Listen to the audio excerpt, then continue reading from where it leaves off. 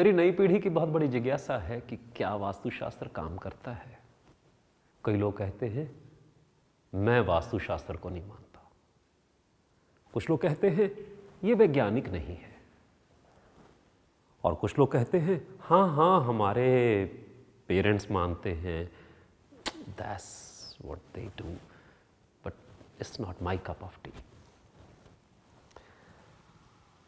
और सच बताऊं तो मुझे बड़ी खुशी होती है जब आज की पीढ़ी ये बात कहती है, क्योंकि आज से 25 बरस पहले जब मैं उनकी उम्र में था, मैं भी यही कहता था, मैं नहीं मानता,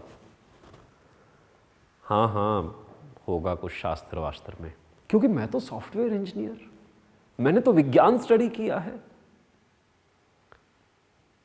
और सब कुछ विज्ञान है, तो मैं नहीं मानता। और शायद आप उतना अग्रेसिवली इसका विरोध नहीं करते होगे जितना अग्रेसिवली मैं करता था। और मैं इसे प्रकृति का खेल ही कहूंगा कि मेरे जैसे ना मानने वाले को मना दिया कि वास्तुशास्त्र कुछ तो है इसमें। सबसे पहली चीज तो जिस चीज को जानते नहीं हैं उसको मानने का सवाल ही पैदा नहीं होता। तो मैं नहीं मानता को रिप्लेस कर लीजिएगा कि मैं नहीं जानता। जानेंगे तो कुछ प्रयोग करेंगे, प्रयोग करेंगे तो कुछ रिजल्ट आएगा, और अगर रिजल्ट आएगा तो सोचेंगे कि इसके पीछे क्या विज्ञान है। उससे पहले बिल्कुल नहीं मानना, मानना ही मत। आपका डर आपको वास्तु या कोई भी विषय मनवाए, ये मैं नहीं चाहता, क्योंकि मेरा ये मानना है आज की जो जनरेशन है, आज के जो बच्चे हैं, वो हम लोगों से ज्यादा मेंटली इवॉल्व्ड हैं, क्योंकि उनका एक्सपोजर हमसे ज्यादा है, उनका एक्सपोजर टू इंफॉर्मेशन, उनका exposure to different subjects of life is much more bigger than we had in our time. हमारा एक्सपोजर क्या था? हमने फिल्में देख ली और फिल्मों से कुछ डायलॉग सीख लिए। फैशन हमारा फिल्में डिसाइड करती थी, डायलॉग हमारे फिल्में डिसाइड करती थी। और जो हमसे भी 25 साल पुराने हैं वो तो बिल्कुल डिट्टो फिल्म से देखते थे कि माँ को बेटे से, बेटे को माँ से कैसे बात करनी। परंतु आज फिल्में हमारी सोच को उतना प्रभावित नहीं करती हैं। उनका काम सिर्फ और सिर्फ एंटरटेनमेंट है और कुछ भी नहीं, इससे ज्यादा रोल ही नहीं है फिल्मों का। वो ज्ञान देने का काम आज फिल्में नहीं कर रही है। तो ज्ञान का साधन आज गूगल बाबा हो गए हैं। हमें कुछ भी चाहिए, सारी की सारी information just on the tap of thumb, अंगूठा लगाया और सब कुछ निकल के आ गया। हम फैक्ट बेस हो गए हैं, हमारी जो चेतना है वो ज्यादा वैज्ञानिक हो गई है। We believe in facts now. Vastu में भी आप जैसा माइंडसेट चाहिए। ये बात मुझे मेरे गुरुजी ने कही थी कि तुम्हारे जैसा चाहिए जो किसी चीज को नहीं मानता, क्योंकि वही मनवा देगा पूरी दुनिया को। जो खुद नहीं मानता अगर वो मान गया फिर सबको मनवा देगा। और ये बात सही भी हुई। 25 वर्षों में 12-14 हजार से ज्यादा केस स्टडीज में वास्तुशास्त्र के सूत्रों को मैंने बहुत ही शौक से और शिद्दत से टेस्ट किया और वेरीफाई किया, और उसमें से निकाला कि क्या काम करता है और क्या काम नहीं करता है। आप भी उन सूत्रों को जान के उनको टेस्ट करो, उनको वेरीफाई करो, और अगर वो काम करते हैं तो उनको अपने जीवन का अंग बनाओ।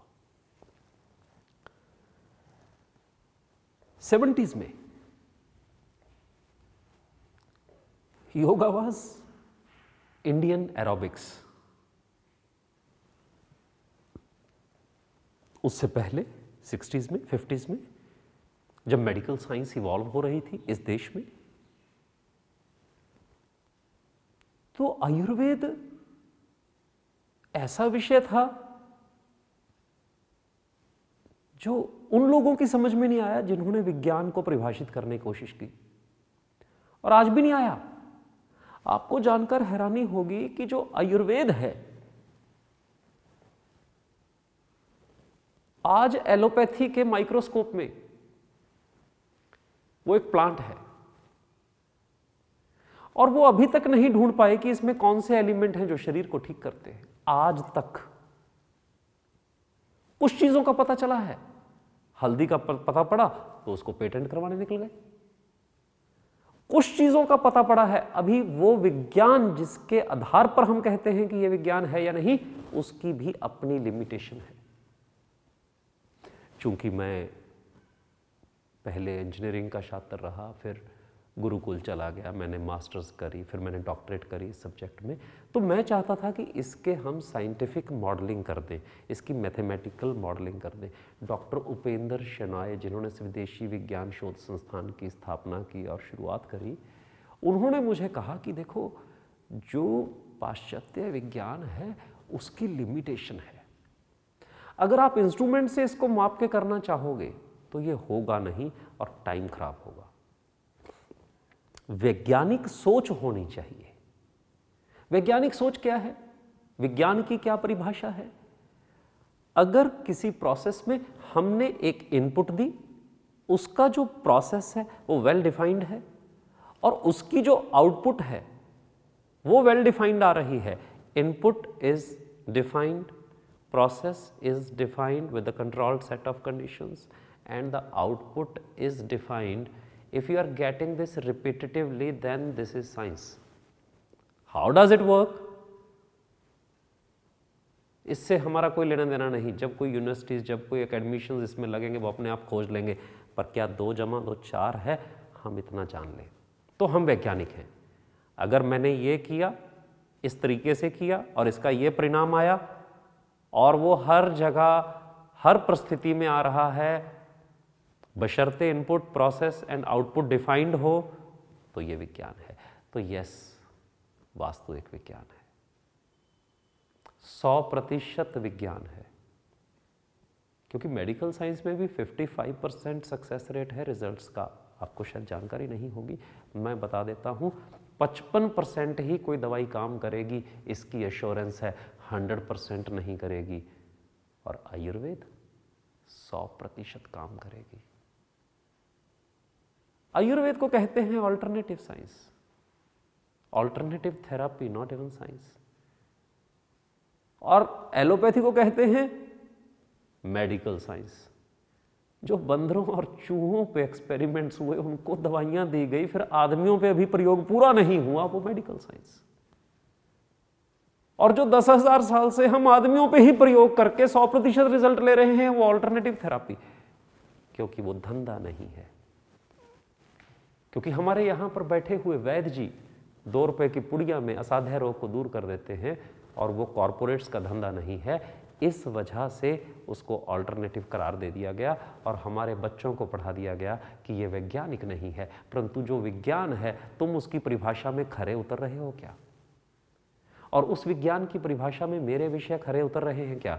स्ट्रेस मैनेजमेंट के लिए टोटल साइकेट्री में 3 दवाइयां हैं, तीनों नशे की हैं। अभी तक स्ट्रेस मैनेजमेंट हुई नहीं, और साइकेट्री इतना बड़ा आर्ट हो गया है। 60% of the medicine is the mental medicine, and still result is less than 5%। तो क्या वो वैज्ञानिक है? आप एक व्यक्ति के मूड स्विंग्स को कंट्रोल कर रहे हो केमिकल से, वो वैज्ञानिक हो गया।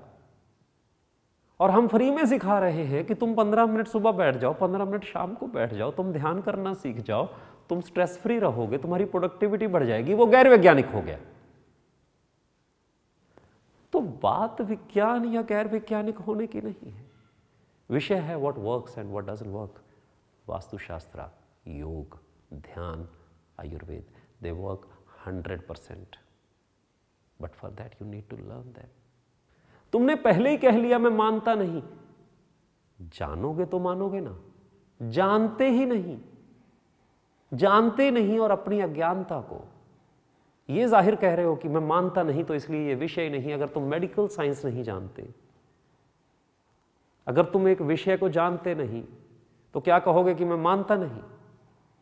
सोच को बदलना होगा, आपको वैज्ञानिक सोच लानी होगी। Whatever works I will accept and I will do experiments. सारी ज़िंदगी हम लोग प्रयोग करते हैं, कभी ये नुक्ता लगाते हैं, कभी ये युक्ति लगाते हैं, कभी ये फंडा लगाते हैं, फिर देखते हैं रिजल्ट आया कि नहीं आया, और वो फंडे 4 दिन बाद फिर फेल हो जाते हैं। और जो फंडे पिछले 10,000 साल से काम कर रहे हैं उनको भी आजमा के देख लेते हैं, एंड इट वर्क्स। 25 वर्षों में 12,000 केस स्टडीज़ में मेरा सक्सेस रेट 98% है। 2% में रिजल्ट नहीं आया क्योंकि मुझ में कमी है, मैं नहीं समझ पाया विषय को, और यही मुझे कंटिन्यू करवाता है। मेरी रिसर्च को